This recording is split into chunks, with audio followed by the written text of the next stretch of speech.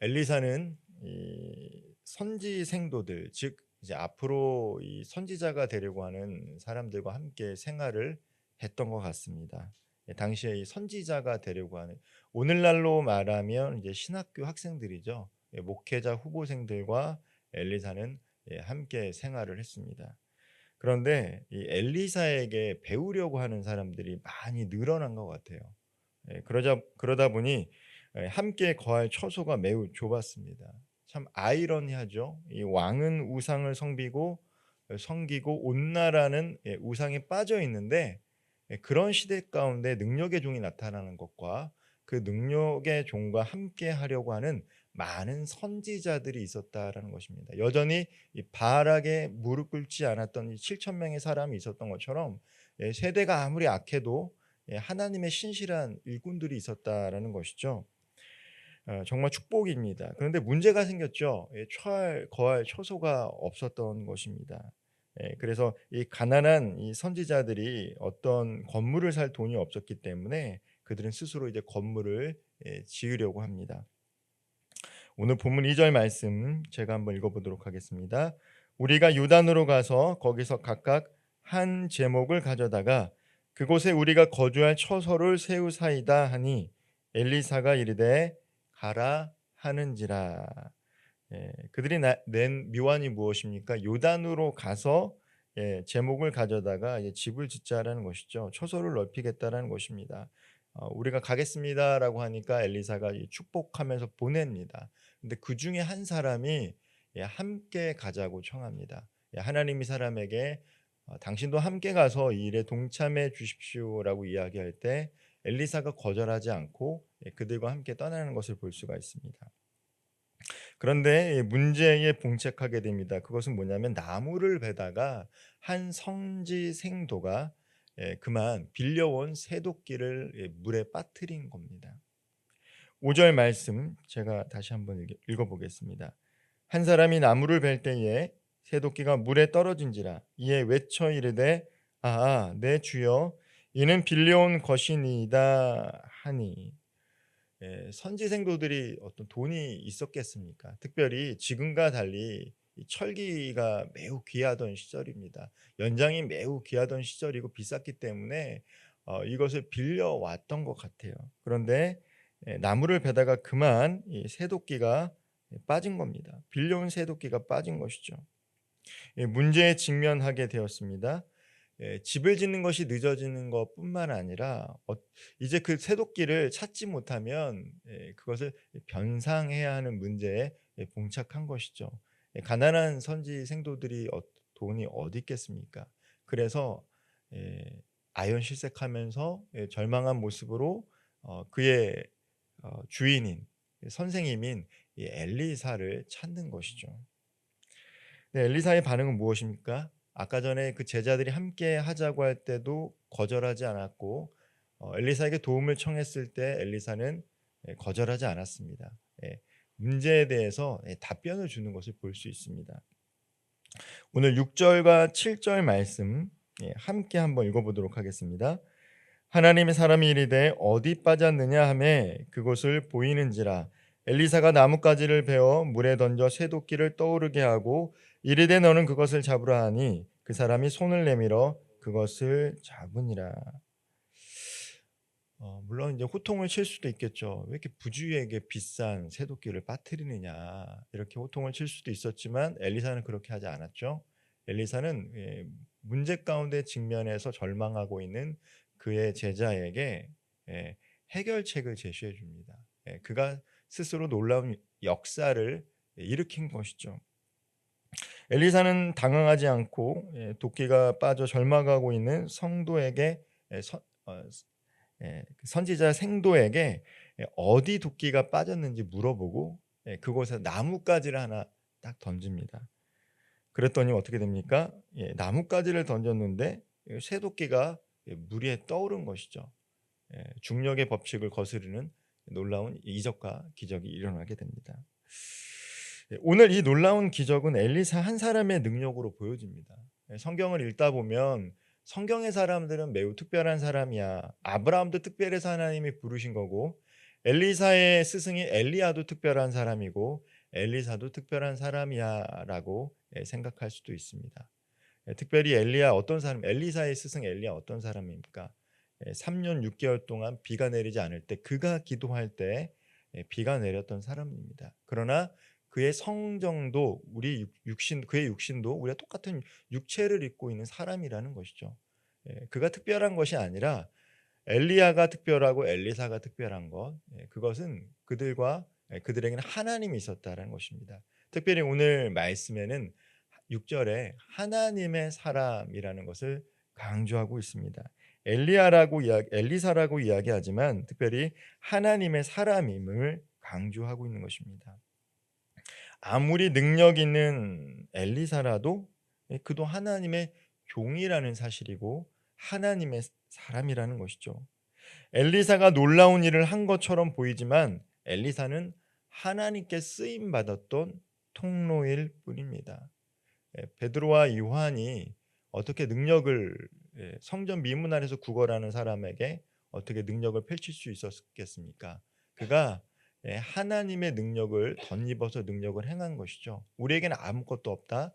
그러나 내게 있는 것, 나사렛 예수 그리스도의 이름, 그 이름을 믿는 능력을 그들이 소유했기 때문에 놀라운 기적과 이적을 펼쳤던 것처럼 어떠한 사람을 통해서 놀라운 일들이 일어날 때 우리는 그 사람을 주목하지만 그 사람이 행한 것이 아니라 그와 함께 했던 하나님이 그 일을 한 것입니다. 아무리 큰 문제도 하나님이 함께 하시면, 특별히 하나님의 사람들이 함께 하면 문제될 것이 없습니다. 그 사람의 능력이 뛰어나서가 아니라는 거죠. 그 사람에게는 그와 함께하는 하나님의 사람이 있었다라는 것입니다. 하나님의 능력이 있어서 그와 함께 하시기 때문에 사람들은 문제 앞에서도 절망하지 않게 되는 것입니다. 우리가 이 구약의 말씀을 읽다 보면 하나님의 사람들이 눈에 보이는 하나님보다 하나님의 사람들을 많이 의지하는 것을 보게 됩니다. 수요일마다 이 사무엘상 가지고 말씀을 함께 나눴지만 나중에 보면 이 사무엘이 이렇게 지역을 순회할 때마다 그 지역의 장로들이 두려워했어요.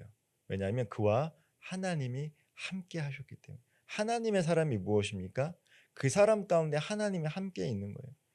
오늘날 세상 사람들이 이 교회를 무시하고 그리스도인들을 무시합니다. 이게 무엇입니까? 교회에 하나님이 없다라고 느끼는 거죠. 그리스도인들이라고 하지만 그 사람에게는 하나님의 모습이 보이지 않기 때문입니다. 그러나 오늘 이 말씀에는요, 하나님이 사람이 등장하는 거예요. 문제보다 더 크신 하나님을 믿었던 엘리사라는 사람이 있기 때문에 절망 가운데 쓰러졌던 사람들 가운데 소망을 발견하게 되는 것입니다.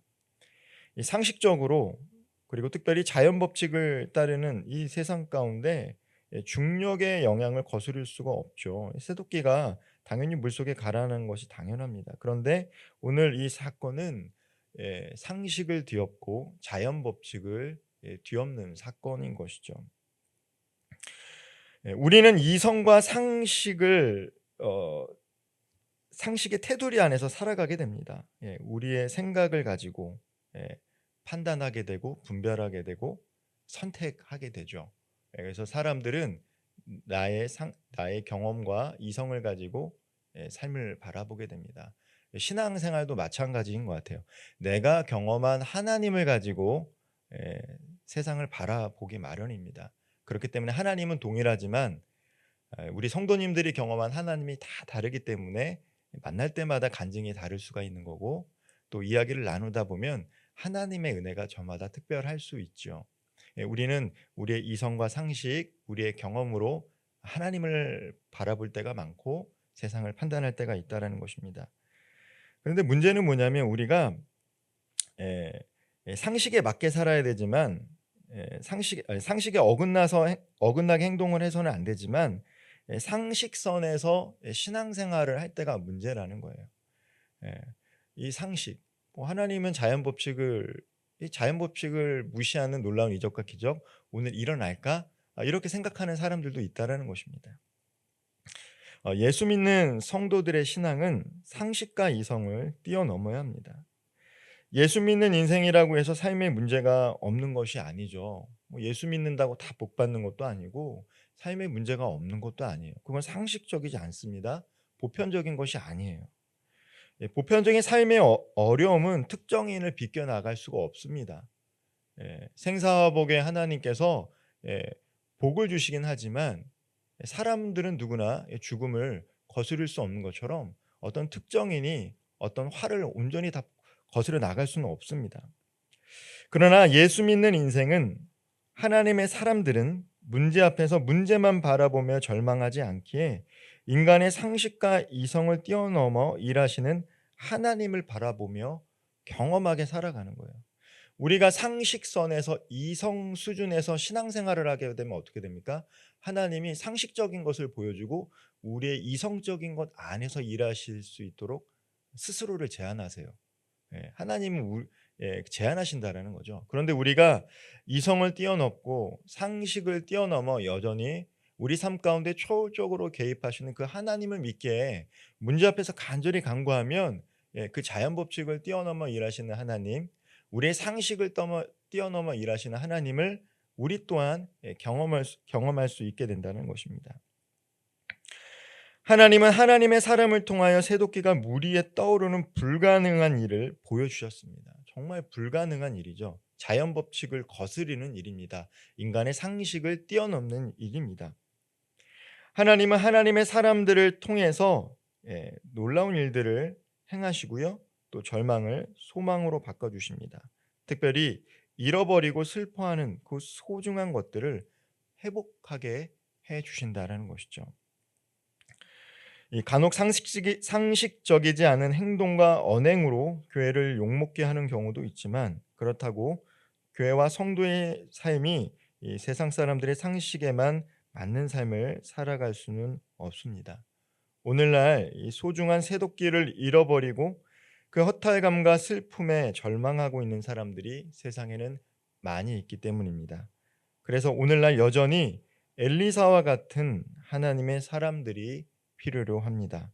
하나님을 알지 못해서, 하나님을 경험하지 못해서 이 세상이 다이기 때문에 문제 앞에서 실망하고 좌절하는 사람들에게 참 소망 대신 하나님을 알려줄 필요가 있다는 것이죠. 하나님의 사람들이 엘리사 시대뿐만 아니라 오늘도 여전히 필요합니다.